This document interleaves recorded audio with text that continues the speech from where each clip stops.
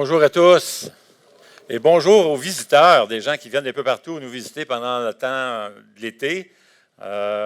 J'ai vu des gens là, de Trois-Rivières et d'autres qui viennent d'ailleurs, alors bienvenue. Salutations aussi à ceux qui nous écoutent sur l'Internet, des gens un peu partout aussi. On m'a annoncé une triste nouvelle, je ne sais pas si vous le connaissez, il est venu ici pendant quelques années. Mike Beauregard, avec son épouse Céline. Mike est décédé récemment et puis on voulait vous annoncer que le service sera cette semaine, mercredi à 2 heures, à l'église où il allait. Il est déjà venu ici dans le passé. Là, dernièrement, il allait à la Maison de l'Espoir de l'Outaouais, à Elmer. Et ça va avoir lieu mercredi à 2 heures d'après-midi. D'ailleurs, on va vous envoyer, si jamais vous êtes inscrit à Grandir ensemble, c'est la lettre de nouvelles où on donne pas mal les nouvelles de l'Église et des événements de l'Église.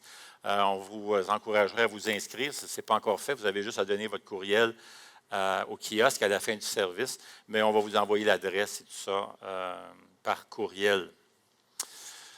Je ne sais pas, c'est probablement la même chose avec vous, mais lorsque ça m'est donné de pouvoir parler de Dieu, de spiritualité, du christianisme avec les gens, ça se limite pas mal à une discussion qui est un peu philosophique. Ça reste un peu intellectuel.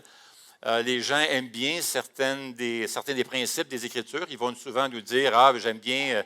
Parfois, il y a des gens même qui vont lire la Bible, ils aiment ça, ils trouvent ça édifiant. Ils vont aimer certains principes comme aime ton prochain, puis comme toi-même. Mais ça reste à quelque part là. Ils vont piger un peu ici et là. Justement, ma femme parlait à l'une de nos voisines qui vient de se marier. C'est un remariage. Alors, elle a fait ça plus intime, seulement une vingtaine d'invités, et elle a fait ça dans sa cour. C'est vraiment bien. Et elle s'est mariée sur son balcon.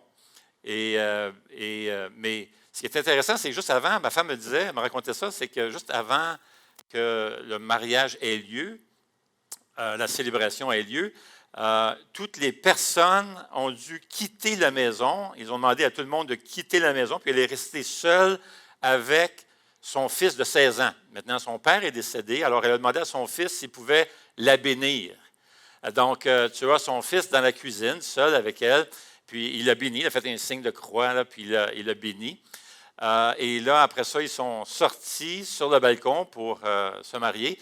Et en sortant sur le balcon, une des choses qui est frappante, ça me frappe, à chaque fois que je sors, je vois ça sur le balcon, il y a un gros Bouddha, comme ça, assez immense, assez gros, qui est là juste sur le coin du balcon. Donc, elle passe, comme là, c'est l'été, elle va passer plusieurs heures dehors à prendre un café, puis ça, un jus, je ne sais pas trop.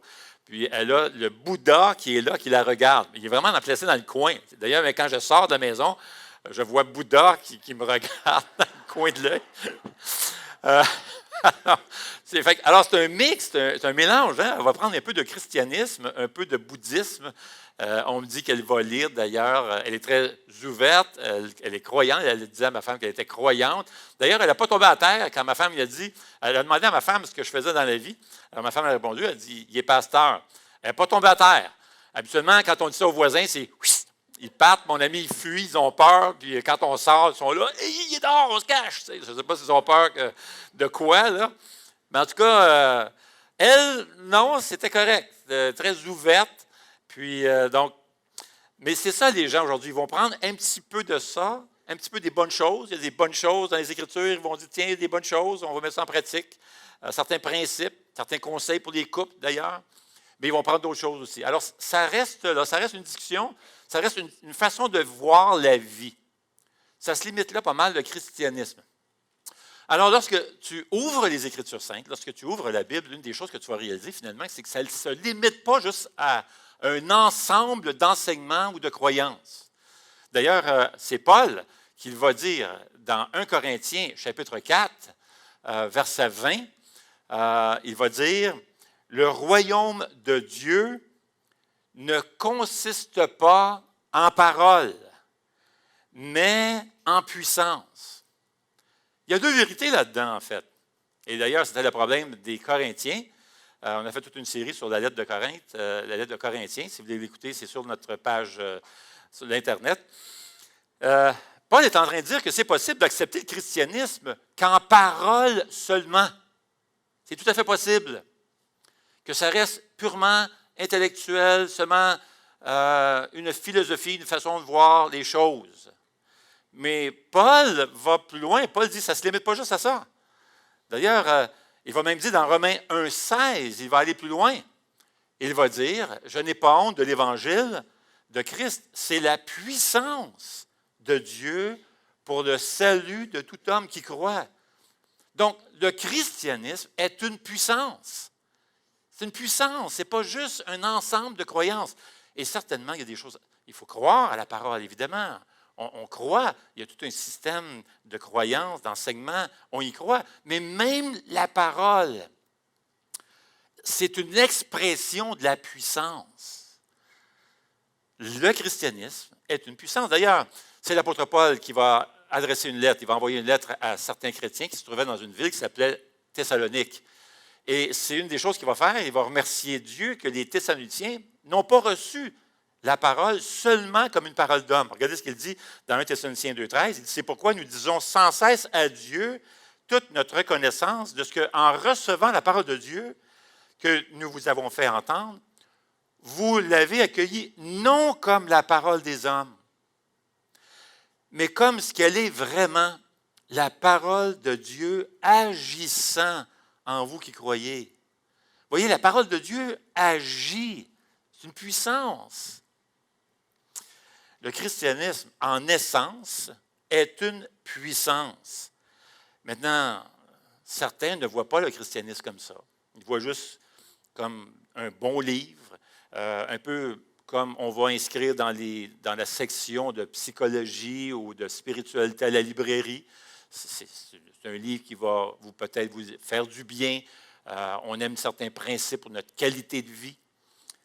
Mais ce qu'on voit dans les Écritures, c'est que ce n'est pas juste ça. C'est beaucoup plus que ça. C'est une puissance. D'ailleurs, certains chefs religieux ont questionné un jour Jésus pour essayer de le piéger. Et Jésus lui a fait une réponse pas mal intéressante. Voici ce qu'il dit dans Matthieu 22.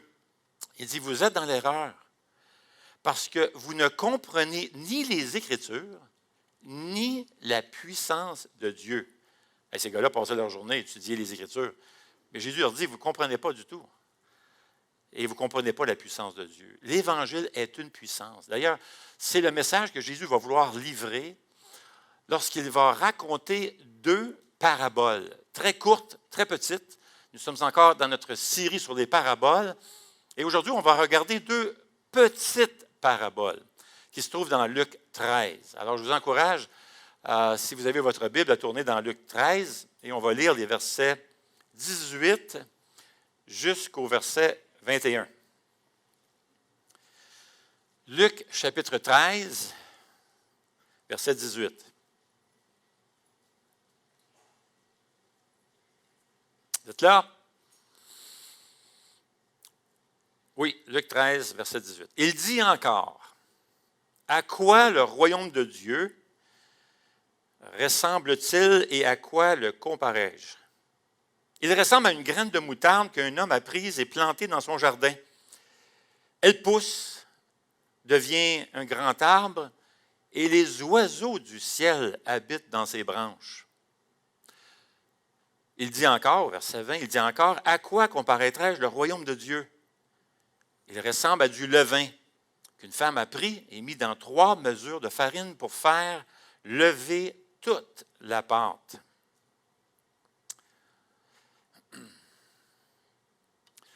La foi chrétienne est une puissance. C'est la puissance de Jésus-Christ qui vient habiter en nous lorsqu'on place notre foi en Jésus. C'est la vie de Jésus qui vient en nous. Par cette parabole, Jésus est en train de dire que la vie chrétienne, le christianisme, toutes des expressions synonymes, ça se ressemble. Là. On parle du royaume de Dieu, le christianisme, la vie chrétienne, le royaume des cieux. Tout ça, là, on parle de la même chose essentiellement. Le christianisme, la vie chrétienne, c'est une puissance. C'est un royaume qui règne.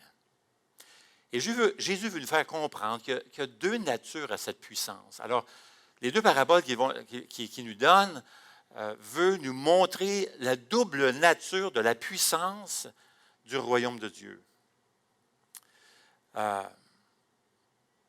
Premièrement, le royaume de Dieu est la puissance de vie. Et deuxièmement, le royaume de Dieu est la puissance de croissance. Il y a une puissance de croissance ici. Alors, la puissance qui vient dans notre vie est une puissance de vie. C'est une puissance qui est vivante, qui agit, qui pousse. Elle pousse lentement, elle va grandir lentement, mais assurément. Alors, ces deux éléments maintenant poussent. On parle de cette graine de moutarde qui est plantée dans la terre, ou que ce soit finalement le levain qui va affecter, influencer toute la pâte. Les deux poussent, les deux grandissent. Alors, c'est une puissance qui va faire son œuvre discrètement, mais elle va le faire, assurément. Alors, le premier aspect de la puissance du royaume de Dieu, c'est quelle est la puissance de vie. Devenir un chrétien ne se limite pas juste à adopter une série ou un ensemble de croyances ou d'enseignements. Et certainement, on veut étudier, comprendre tout ce qui s'enseigne. C'est la révélation de Dieu, c'est la révélation écrite de Dieu, la parole de Dieu. Et oui, un ensemble d'enseignements, de principes qui sont donnés, mais ça ne se limite pas à ça. Être chrétien, être dans le royaume de Dieu, avoir le royaume de Dieu dans sa vie, c'est renaître. C'est recevoir une nouvelle vie en nous. D'ailleurs, Jésus va prendre l'image ici du grain de moutarde. Voici une semence qui est introduite dans le sol. Et qu'est-ce qui arrive? Elle va grandir, ça va bouger.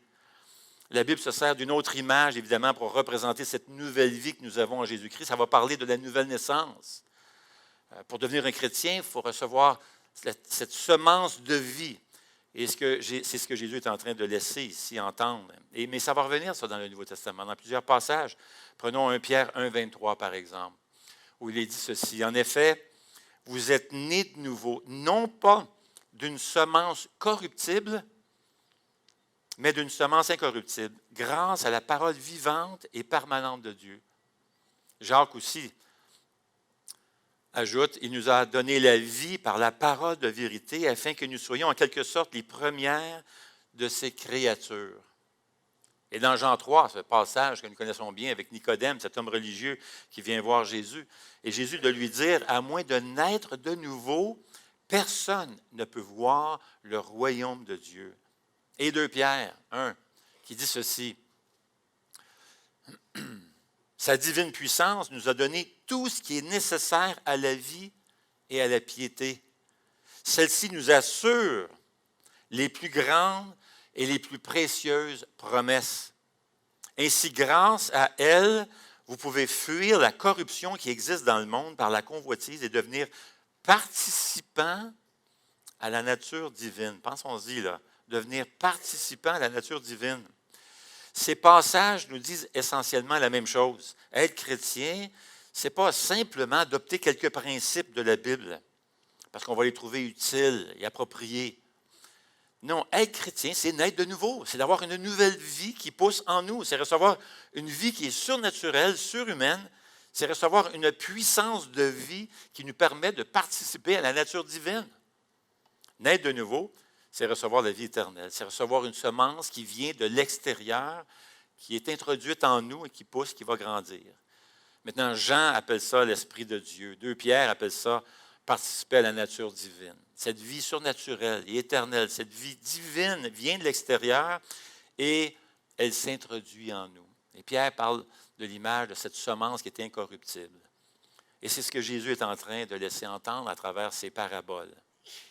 Maintenant, pourquoi avons-nous besoin de recevoir cette nouvelle vie en nous? Bien, la Bible explique bien qu'à cause du péché, la mort est entrée dans le monde. Il y a la mort physique et la mort spirituelle. Avant la chute, avant le péché, la mort n'existait pas. Et là, la mort est entrée, la maladie est entrée. Tout ça est entré à cause, suite à la chute et au péché. Et il y a une mort spirituelle qui fait en sorte que nous sommes séparés d'avec Dieu. Nous sommes morts sur le plan spirituel. On n'a pas cette relation intime avec Dieu. Et c'est le péché qui a causé ça. Romains 6 le dit bien, dans Romains 6, 23, nous lisons, « Le salaire du péché, c'est la mort. Mais le don gratuit de Dieu, c'est la vie éternelle en Jésus-Christ notre Seigneur. » La Bible est claire à ce sujet. Le salaire du péché, c'est une mort spirituelle, séparée d'avec Dieu. Paul va dire dans Éphésiens 2, « Vous étiez morts à cause de vos fautes et vos péchés. » Lorsqu'on vient à Jésus-Christ par la foi, il nous donne sa vie. Et cette vie nous apporte toutes sortes de privilèges, toutes sortes de bénédictions et de richesses spirituelles. quand on devient un enfant de Dieu. Voici comment Paul l'explique dans le chapitre 1 de la lettre aux Éphésiens. Il dit « Béni soit le Dieu et Père de notre Seigneur Jésus-Christ, qui nous a bénis de toute bénédiction spirituelle dans les lieux célestes en Christ. » Réalises-tu que si tu es un enfant de Dieu, tu es la personne la plus bénie possible, tu es riche en Jésus-Christ, tu es comblé, tu n'es pas n'importe qui, tu es un enfant de Dieu avec toutes les richesses, l'héritage et tout ça qui vient maintenant de ce royaume. Alors la vie en Jésus-Christ va avoir un impact sur nous autres. Ça introduit certains changements. Lorsque tu viens à Jésus-Christ, veut pas, cette nouvelle vie qui est en nous va provoquer, va introduire certains changements en nous. Par exemple, notre vision va commencer à changer, notre vision du monde, notre vision de certaines choses va changer. Sa vie, la vie de Jésus-Christ en nous, va nous faire voir les choses différemment. On a une nouvelle vision des choses. La personne qui a la vie éternelle est consciente maintenant des réalités divines. Elle est consciente de la sainteté de Dieu, comme jamais auparavant. Elle comprend l'amour de Dieu d'une autre manière, plus profondément. Elle comprend mieux le sacrifice de Jésus-Christ. Elle comprend mieux le ciel. Elle comprend mieux l'enfer. Elle a une vision du monde qui est différente. Et c'est la vie divine de Jésus-Christ qui est maintenant en toi, qui nous fait voir cette nouvelle vision. Deuxièmement, la vie de Jésus nous donne la capacité de briser certaines habitudes. D'ailleurs, l'image que les Écritures vont employer, c'est le mot « esclave ». C'est qu'avant de venir à Jésus, nous étions esclaves du péché. Nous étions prisonniers, pris par le péché. Mais lorsque tu viens à Jésus-Christ, Jésus te libère de l'esclavage du péché. Si avant tu étais à 5e vitesse, tu n'avais pas le choix d'aller à toute vitesse dans le mal, maintenant tu es sur le neutre. Par la puissance du Saint-Esprit, tu as maintenant cette capacité, cette puissance de pouvoir surmonter les tentations. Évidemment, oui, la tentation est encore là, nous luttons encore, notre corps n'est pas encore changé, parfait, on n'a pas été ressuscité, mais un jour, ça viendra, on aura un corps glorieux où il n'y aura plus de tentation, plus de péché. En ce moment, on lutte encore à cause de cela. Mais maintenant, avec le Saint-Esprit, on peut avoir la victoire. Alors, la vie de Jésus en nous donne une nouvelle vision, de nouvelles capacités, mais aussi de nouvelles réalités. Tu as reçu maintenant des dons, les dons de l'Esprit. Il y a plusieurs dons qu'on voit dans les Écritures. Ça, c'est une énergie divine, une capacité divine pour accomplir une œuvre que Dieu veut te confier. C'est des dons, ça, c'est les dons de l'Esprit. Tu vas ressentir aussi l'amour de Dieu dans ton cœur comme jamais auparavant lorsque tu viens à Jésus, lorsque tu reçois cette nouvelle vie.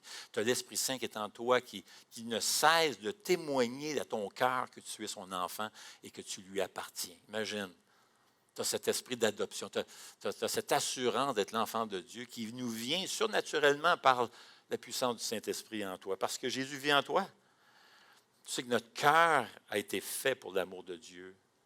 Et quand tu viens à Jésus-Christ pour recevoir la vie, le Saint-Esprit va répandre maintenant l'amour de Dieu dans ton cœur. Et ça, c'est super. Romains 5 le dit comme ceci. Il dit, l'amour de Dieu est déversé dans notre cœur par le Saint-Esprit qui nous a été donné. Imagine-toi, déverser. Le rôle du Saint-Esprit, c'est remplir ton cœur, continuellement témoigner que Dieu t'aime. Alors, c'est ce que Paul, Pierre, Jacques, Jean et Jésus essaie de nous dire dans ces passages, c'est que lorsque tu deviens un enfant de Dieu, ça chambarde le fondement même de tout ton être. C'est le premier aspect de la puissance du royaume de vie. Mais il y a la puissance aussi de croissance. Tu as reçu ça aussi lorsque tu reçois Jésus-Christ. Il y a une puissance en toi maintenant qui te fait grandir. Il faut que ça pousse, il faut que ça grandisse. Alors, autant la semence que le levain fait grandir, grossir, croître. Un grain de moutarde, c'est très petit. C'est d'ailleurs la raison pour laquelle Jésus va se servir de cette image-là. C'est une image qui était bien connue. Même les rabbins se servaient de cette image-là lorsqu'ils voulaient parler de quelque chose de petit. C'était classique à l'époque, on disait ça. Gros comme un grain de moutarde. Maintenant, tu regardes un grain de moutarde, c'est très petit, puis tout d'un coup, c'est quand même assez phénoménal de voir, de réaliser qu'un petit grain de moutarde comme ça, tout petit, peut devenir un arbre de 10 pieds, puis les oiseaux peuvent venir sur des branches. C'est quand même phénoménal, c'est incroyable. Et ce que Jésus est en train de nous dire, c'est que cette vie maintenant qui est en toi va grandir, veut produire, veut te transformer, te faire grandir, te changer, et que tu deviennes de meilleur en meilleur, et que tu ressembles davantage, de plus en plus à Jésus-Christ. Et ça, c'est magnifique. Magnifique, ça, quand tu veux grandir dans le Seigneur, c'est tout à fait possible. C'est là, tout est là pour que tu puisses grandir dans le Seigneur.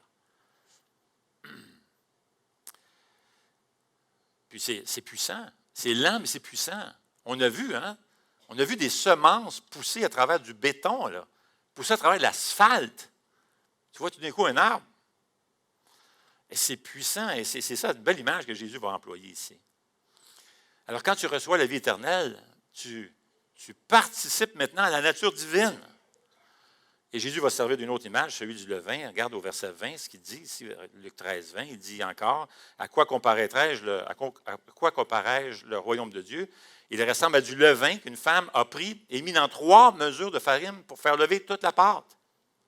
Et ça, c'est beaucoup, là. Vous savez, à cette époque-là, on avait des petites maisons, 220 pieds carrés à peu près. Alors, ce que les femmes faisaient, elles allaient dehors dans la cour ou en avant, sur le terrain, et faisaient du pain à l'extérieur.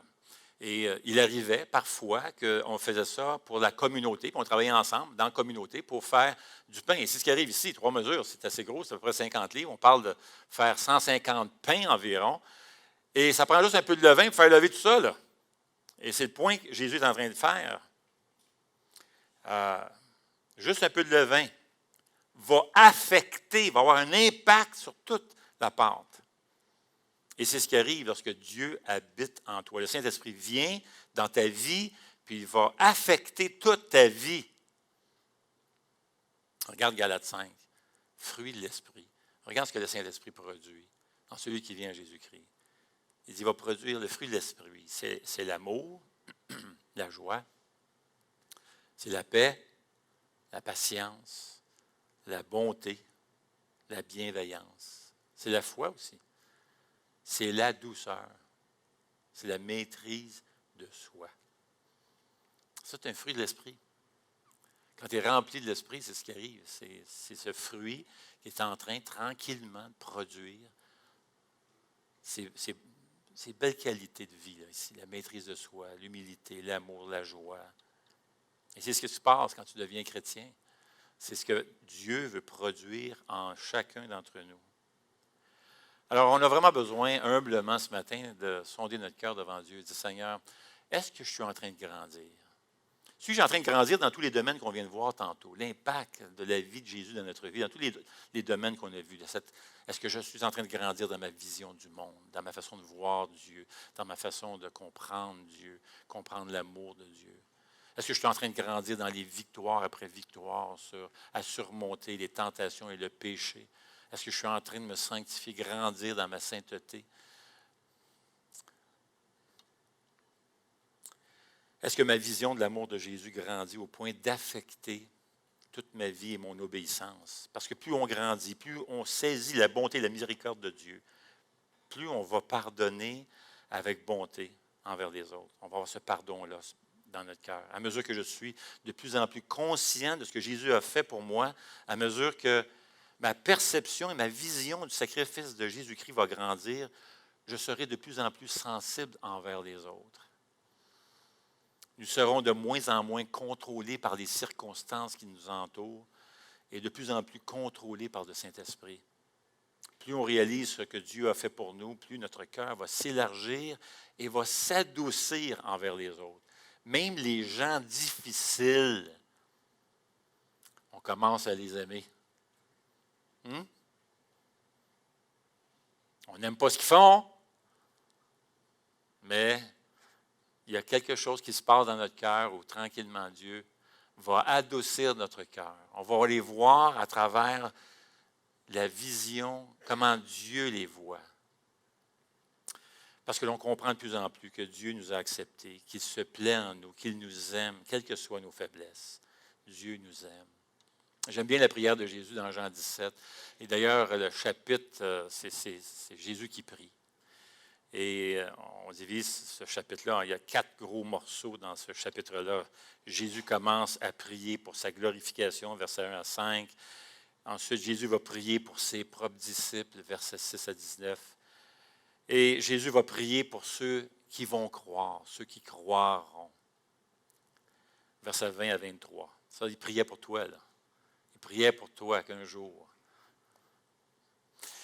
Et Jésus prie pour que tous les croyants atteignent la perfection qui va leur permettre de contempler la gloire de Jésus. Versets 24 à 26. J'aime bien ce que le verset 23 dit. C'est la prière de Jésus. Et voici ce qu'il demande dans sa prière. Il dit, afin qu'ils soient parfaitement un. Alors, il prie pour notre unité. Il prie que les chrétiens soient unis. Et qu'ainsi le monde reconnaisse que tu m'as envoyé. Que le monde reconnaisse que Dieu a envoyé Jésus. Et que tu les as aimés. On parle de nous autres. Que Dieu nous a aimés comme tu m'as aimé. Et pensez-y, là. Dieu t'aime autant qu'il aime son Fils. Réalise-tu ça, là? Non, mais pensez-y, là. C'est gros, là. Dieu t'aime autant qu'il aime son Fils. Sa prière est une promesse que nous soyons tellement transformés par la révélation de Dieu que l'amour de Dieu pour son Fils devienne la nôtre. En d'autres mots, l'amour de la Trinité se répand puissamment en nous et entre nous. Je ne sais pas si vous êtes romantique. Est-ce qu'il y a des romantiques ici? Là? Êtes-vous romantique, vous autres? Hein? Ah, toi, je sais, Sébastien, c'est romantique. Est-ce qu'il y en a d'autres? Qui est romantique ici? Là? Oui? Levez donc la main, tous les romantiques. Là. Ah, Gilles, lève ta main, Gilles. Toi, je sais que tu es romantique. Arrête donc. Là. Hey. Écoute, il n'y a rien de plus romantique que l'Évangile. Rien. Rien se compare au romanticisme, au romantique de Dieu. Dieu est romantique. Dieu t'aime à la folie. Il t'aime, mon ami. Hein? Dis-le à ton voisin, là. Dieu t'aime à la folie. Allez, là. Il a besoin de l'entendre. Il me semble que c'était pas long ce que j'avais dit, là, mais. OK, c'est correct, là.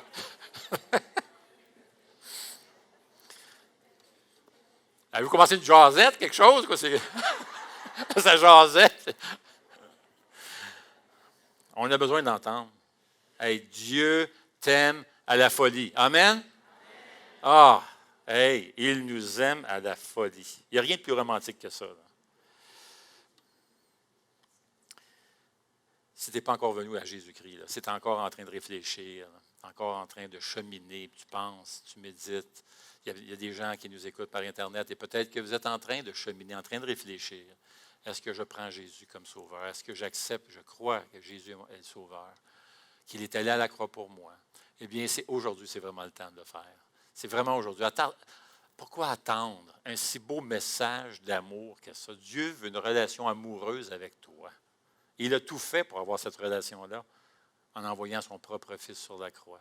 Prendre sur lui tous les péchés que tu as commis, que j'ai commis, afin de pouvoir nous réconcilier avec Dieu. Et pour nous qui sommes chrétiens, bien, tout est là pour grandir. On a tout pour grandir, pour croire, pour être transformé, devenir le meilleur qu'on peut devenir, progresser, grandir. On est fait pour grandir dans le Seigneur. Nous avons la puissance de vie, la puissance de croissance. Tout est là pour que tu grandisses en lui. Et la croix, c'est la plus grande manifestation de puissance dans l'histoire de l'humanité. Vous savez, Jésus, sur la croix, là, il aurait pu lever un petit doigt, même juste en parole. Et toutes les armées du ciel seraient venues pour le défendre, seraient intervenues pour détruire complètement tous les ennemis de Jésus-Christ. Mais il a choisi de se retenir. Il a choisi d'être dans la faiblesse. Pourquoi? Afin que toi, tu puisses devenir fort. Et Philippiens 1, 6 dit ceci. Celui qui a commencé en vous cette bonne œuvre la poursuivra jusqu'à son terme, jusqu'au jour de Jésus-Christ. Dieu a commencé quelque chose en toi, puis il n'a pas fini avec toi, tu sais ça? Il n'a pas fini avec toi. Si tu es une épouse, ton mari te décourage un petit peu, encourage-toi. Dieu n'a pas fini avec lui. Non, il dire, dites pas Amen. Il y a des endroits qu'il faut dire Amen, mais pas là. Tu vas avoir une belle journée. Qu'est-ce que tu voulais dire un matin quand tu as dit Amen? Oui, Amen. Amen. Hein, chérie? Ah, oui, je te dis. Hey, Dieu n'a pas fini avec nous autres. Dieu veut transformer, il veut te rendre meilleur. Il veut te faire grandir. Et des fois, on est découragé, honnêtement, parce qu'on aimerait ça changer un peu plus vite. C'est vrai? Des fois, tu retombes dans des vieilles habitudes, tu retombes dans des vieux péchés, tout ça. Puis ça, c'est décourageant à un moment donné. Tu es là, mon ami, vas-tu m'en sortir? Puis c'est décourageant. Puis tu commences à te sentir coupable. Tu commences à te demander, est-ce que Dieu va me pardonner? Cette fois-ci, ça fait à peu près 52 fois. Tu sais, vas-tu me pardonner? Puis là, tu te sens coupable, la culpabilité est là. Puis tout ça. Est-ce que Dieu va me pardonner mon passé? Il y a des gens qui viennent au Seigneur, puis ils ont un passé tellement lourd. Est-ce que Dieu va me pardonner mon passé? Tu sais, et tu te décourages, tu n'es pas le mari que tu devrais être, tu n'es pas l'époux que tu devrais être, tu n'es pas le parent que tu devrais être. Et là, puis à un moment donné, c'est tellement décourageant. Mais le Seigneur veut t'encourager. Le Seigneur est en train de faire une œuvre en toi. Il n'a pas fini avec toi. Il est en train de te transformer.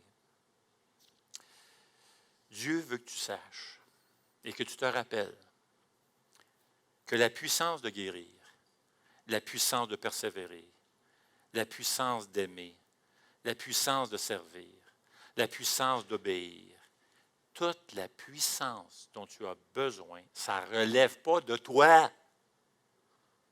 C'est Dieu qui va donner cette puissance-là. C'est Dieu. Dieu veut te donner cette puissance. Et cette puissance-là dont on dispose maintenant,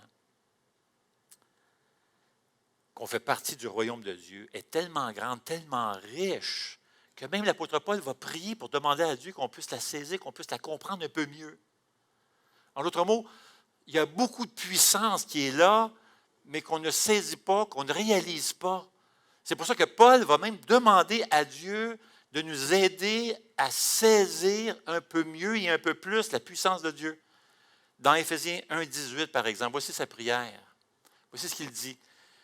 Je prie qu'il illumine, je demande à Dieu qu'il illumine les yeux de votre cœur pour que vous sachiez quelle est l'infinie grandeur de sa puissance, qui se manifeste avec efficacité par le pouvoir de sa force envers nous qui croyons.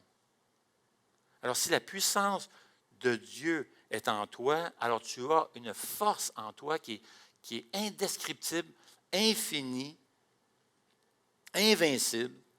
Et cette force-là, cette puissance de Dieu va te garder, va te faire grandir, va te faire croître à travers n'importe quelle circonstance, même à travers les épreuves. Il va même se servir des temps difficiles de ta vie pour te faire grandir.